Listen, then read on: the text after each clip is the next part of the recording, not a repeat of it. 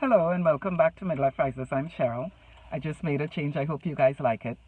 I want to talk to you about stress and anxiety again. I did it last week, but I want to do a follow up and I want to talk about how we respond to the stress that we have in our lives.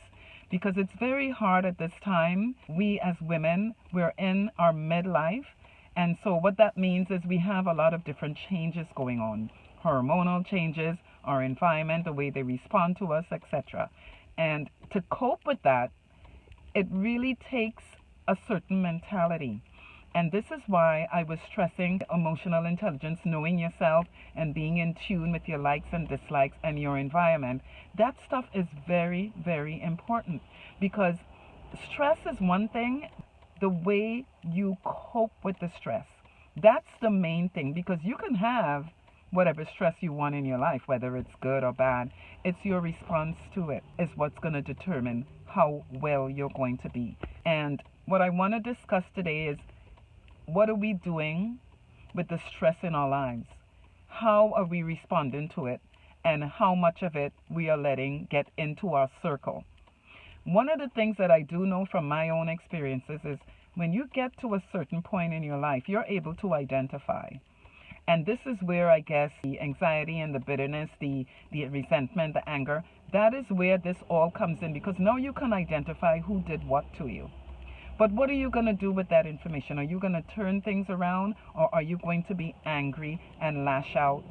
Are you going to be a pleasant person? It's so many things that happen to us around this time. The environment, the way they are responding to us as individuals, growing older or growing more mature, whatever word you want to use, it all means the same thing. But do you want to grow older gracefully or do you want to be angry and bitter about things that happened in the past? Are you going to reinvent the wheel? It takes self-talk. It takes educating yourself. Life itself is very stressful. And so you have to make a decision on who's going to be in your circle, what kind of people you're going to have close, whether it's friends, family members, are you going to have them close? It is all of our responsibility to be tuned into ourselves and understand what we need to make ourselves happy, what we need to stay healthy physically, mentally, the whole 9 yards. It's our responsibility.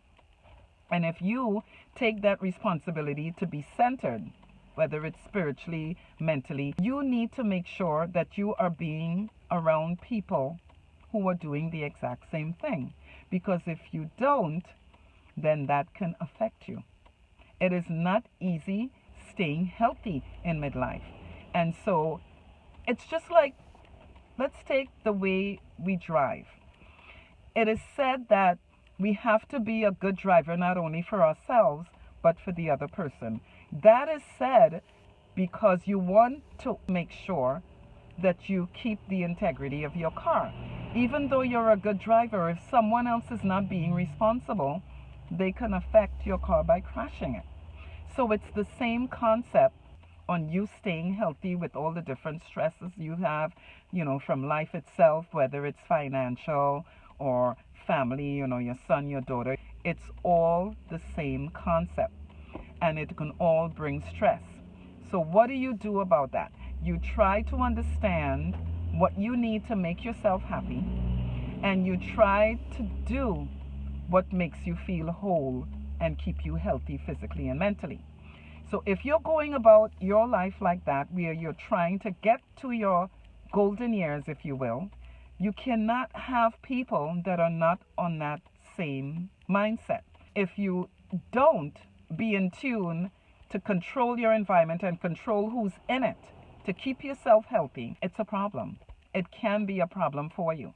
And I'm having this conversation with you because I just lost 2 family members for this exact same thing. So I'm saying to you today, it's one thing to have to deal with stress and anxiety. But the main thing here is how you respond to the stress.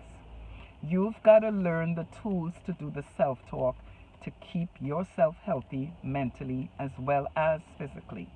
So I'm going to do an article to attach to this video so that you can have the tools to keep yourself healthy. There are other stressors that don't need to be let into your life. that I'm going to outline in the article. All right, so look out for that. And visit us at midliferises.com. There's some inspirational reading and informative stuff that you do need. So take a look at that, browse through, and please subscribe to our channel so that you can get your weekly updates. And we will see you next time. All right, take care. Bye.